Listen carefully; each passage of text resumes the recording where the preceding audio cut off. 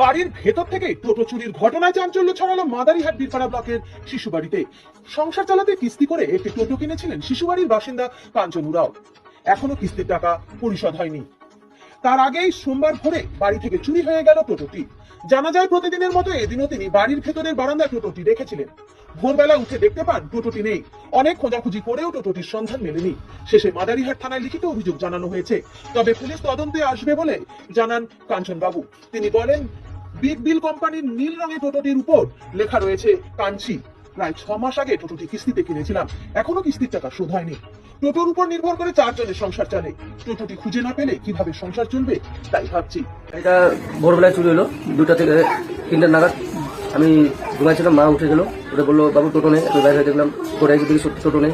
তারপরে ভোরবেলা থেকে খোঁজাখুঁজি চালু হলো, এখনো পাইনি। থানায় কেস রিসি দিয়ে আসলাম। পুলিশ আসছিল? পুলিশ আসে নাই, পুলিশ বললো আসবো। আমার বললো বাড়িতে থাকতে। খোঁজাখুঁজি করা হচ্ছে? খোঁজাখুঁজি তো করছি, এদিকে গেলাম, তোমার দলমোড়ের দিকে গেলাম, এখন বিপাড়ার দিকে যাই দেখি। গাড়িটার রং কি? গাড়িটার রং হচ্ছে সি ব্লু। নতুন গাড়ি? নতুন গাড়ি। গাড়িটা বেশি দিন নয়, 6 থেকে 7 মাস হবে।